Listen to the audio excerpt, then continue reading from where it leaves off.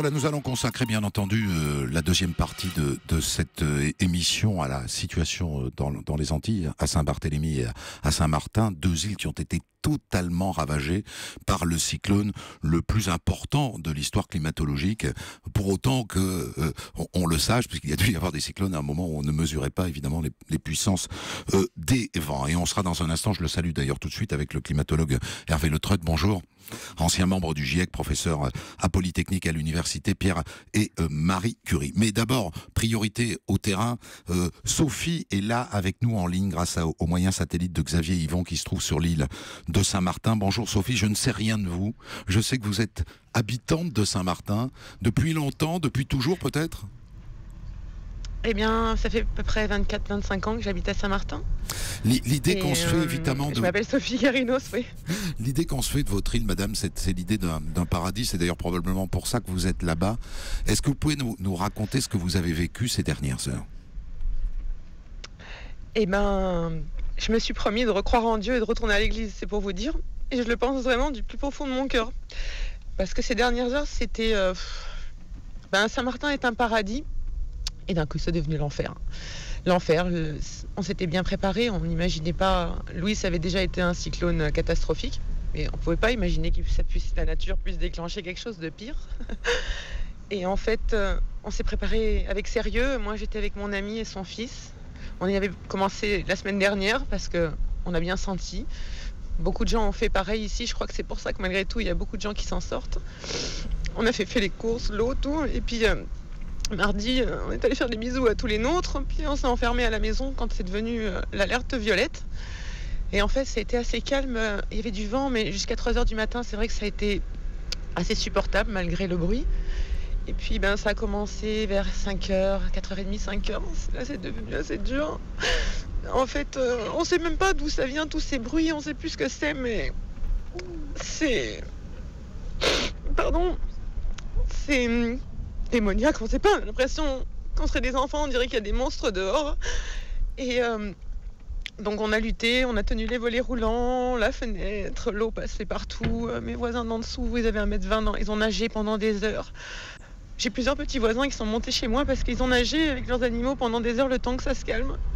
Et en fait, quand il y a eu l'œil qui est passé sur nous, il y a eu un petit moment de répit et là tout le monde s'est réfugié un peu chez moi, un peu partout, un peu chez les voisins. Mes voisins d'au-dessus, ils ont plus de toit. Leur fils avait pris aussi un impact, le pauvre, il est blessé. Il y a beaucoup de gens blessés aussi. Et puis il y a beaucoup de morts aussi. Votre maison, madame, a tenu le coup, néanmoins ? Eh bien, la chance que j'ai eue, ça a tenu le coup jusqu'à après l'œil en fait. Et quand les grands vents ont repris mes volets, parce que moi j'avais des volets roulants, et il faut savoir que normalement au Flamboyant on est abri anticyclonique, donc on était tous un petit peu quand même confiants, à part ceux qui étaient sous les toits. Et comme je vous dis, c'est pour ça que je vais recroire en Dieu, parce que mon volet il a lâché un peu à la dernière minute, quelque part un peu à 1 heure avant la fin, mes 2 volets. On était tous là à les tenir, on était tous sur des chaises, collés le dos contre les volets. Quand il a lâché, on s'est tous réfugiés à l'intérieur, on a fermé la baie vitrée. Et heureusement, la baie vitrée, elle a tenu jusqu'au bout. Elle a tenu jusqu'au bout. Je suppose, madame, que le risque du cyclone fait partie de votre vie. C'est régulier dans les Antilles. Oui. À ce point-là, vous n'aviez jamais envisagé ? Non, c'était pas possible. C'était pas possible parce que, en plus, nous, on est entre le lagon et la mer. Alors, on se disait bien qu'on risquait l'eau, mais il y avait des murs partout. On a des murs d'enceinte partout. On n'aurait jamais imaginé que l'eau, elle allait traverser à cette hauteur. Mais il y avait 1m20, 1m50 d'eau dans tout Bénétlé. Vous savez pas à quel point les gens, ils ont lutté à nager dans leurs appartements. Mon petit voisin, tout était fermé. Il n'arrivait même pas à s'en sortir. Il a cassé lui-même son volet pour s'échapper parce qu'il allait mourir noyé. Et voilà, et tout le monde a nagé pendant des heures en attendant que... On sait que quand l'œil du cyclone arrive, on sait tous, parce que voilà, c'est pas le premier. Comme ça sera, je crois, le seul. Alors vous nous dites que vous vous êtes converti pendant cette nuit, et on entend ça. Est-ce que quand le jour s'est levé, que vous avez constaté les dégâts, vous vous êtes dit je reste ou je rentre en métropole ? Je me suis dit, avec ma copine, on s'est regardé. D'abord, quand on a ouvert la fenêtre... Et là, c'est le désastre. Vous vous dites, putain, c'est lunaire, c'est pas possible. Ils nous ont jeté une bombe atomique dessus. C'est pas un cyclone qui a fait ça. Et on n'avait pas encore tout vu. Et là, on s'est regardé, on s'est dit, bon, on va régler nos affaires, je crois, cette fois. Parce que on est propriétaire, on a tout. C'est vrai que c'est toute une vie. Bon, après, tant qu'on est en vie, hein, on s'est regardé, on s'est dit, tu sais quoi, on s'en est sorti. Allez, le matériel, on s'en fout. Parce que c'est vrai que c'est ça le plus important. Mais perdre toute sa vie... c'est pas... On a le risque tout le temps ici, chaque année déjà.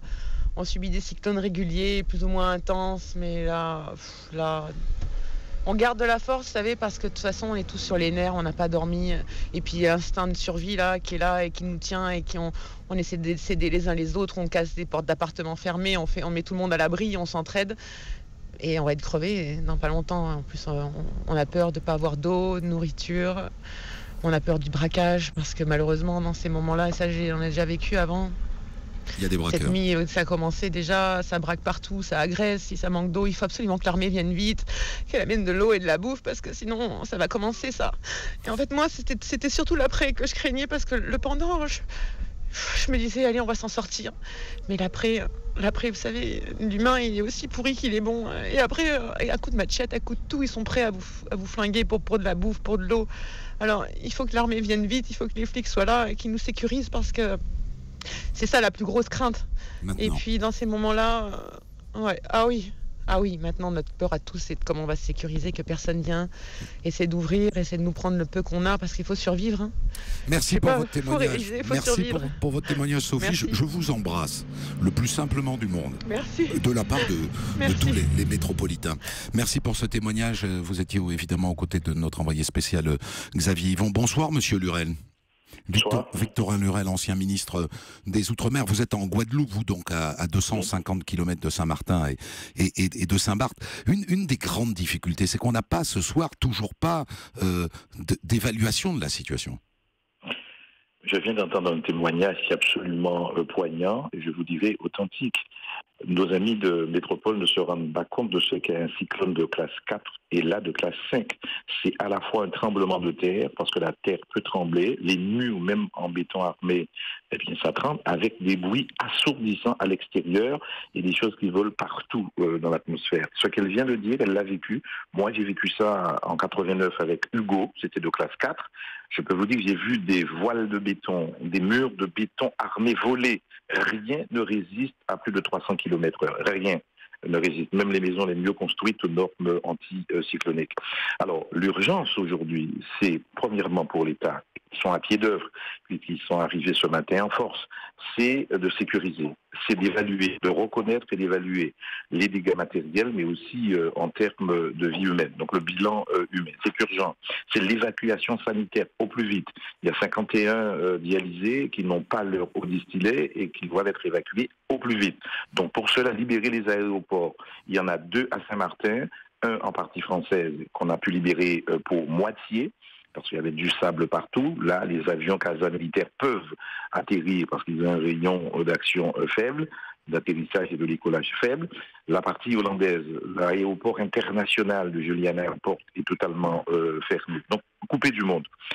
Orange vient de rétablir les réseaux pour le chef-lieu Marigot et pour Gustavia, mais pendant 24 heures et plus. Ils étaient coupés du monde. Vraiment coupé du monde. Même les valises Inmarsat ne marchaient pas. Les téléphones satellitaires ne marchaient pas. Donc l'urgence, c'est de sécuriser, pour éviter ce que vient de dire la dame, des braqueurs, des pillages, évaluer le nombre de morts. On vient d'en trouver 4 supplémentaires. Évacuer les malades. Et puis reconstruire, nourrir, alimenter, aider la population. Il y a une mobilisation populaire ici en Guadeloupe, une chaîne d'aide, des collectes se font partout sur des points particuliers et à cheminer vers les îles du Nord. Monsieur Lurel, vous avez été président du conseil régional de Guadeloupe, vous avez été député, vous avez été ministre de l'Outre-mer, vous vivez là-bas et vous nous appelez de Guadeloupe. Est-ce que l'idée qu'à cause du réchauffement climatique, ces phénomènes se multiplient et que d'une certaine manière, vos régions deviennent difficilement vivables, vous traverse l'esprit? Permettez-moi de vous prendre une petite seconde pour dire que l'idée paradisiaque de Saint-Martin que nous avons en métropole doit être corrigée. Saint-Martin, c'est vrai, c'est un petit paradis transformé en enfer, comme l'a dit la dame. On pense aux villas luxueuses qui sont construites, et on peut citer un certain nombre de noms, c'est pas le moment. Mais il y a aussi des shanty-towns, il y a des maisons faites de briques et de brocs, et c'est là qu'on crée un bilan humain catastrophique. Par exemple, à Sandy Ground, parce que j'ai été député de Saint-Martin de Saint-Barthélemy, à Sandy Ground, c'est une zone de submersion où il y a plus de 11 000 personnes. C'est là qu'on crée de trouver des choses graves. Oui, si j'avais à donner un sentiment personnel, sans pour autant parler de simulation, de modèles en matière météorologique, oui, il y a manifestement pas plus de cyclones, mais des cyclones de plus en plus violents. Et jusqu'ici, nous avions été un petit peu épargnés depuis Hugo en 89, et la Saint-Martin avec Louis Siocco en 95. Eh bien, derrière, il y a José qui arrive, qui est déjà un ouragan et qui risque d'avoir la même trajectoire à peu de choses près, et revisiter Saint-Martin et Saint-Barthélemy. Ce serait absolument inhumain et abominable. Merci Monsieur Lurel pour cet appel en direct de Guadeloupe. On va marquer une courte pause et ensuite je suis avec Hervé Le Treut, climatologue, et c'est de ça dont on va parler. On de la raconte sur Europe 1. Il est 18h34 et je suis avec Hervé Le Treut, climatologue, et ce soir, bien entendu, on consacre l'essentiel de cette émission à la situation dans les Antilles françaises, dans les Antilles en général, et sans oublier que ce cyclone se dirige vers un pays extrêmement fragile qui s'appelle Haïti, qui n'a certainement pas les moyens de réagir qu'ont des îles comme Saint-Martin et comme Saint-Barthélemy. Bonsoir Monsieur Le Treut. Bonsoir. Vous êtes climatologue, vous avez été membre du fameux GIEC, qui est ce rassemblement de scientifiques qui nous a alertés et qui a préconisé des mesures pour lutter contre le réchauffement climatique. Vous êtes aujourd'hui professeur, notamment à Polytechnique. Ce cyclone Irma, nous dit-on, est le plus puissant qu'on ait vu dans l'histoire de la planète. Est-ce que ça veut dire qu'on peut dire ce soir avec certitude que ce gain de puissance est le signe du réchauffement?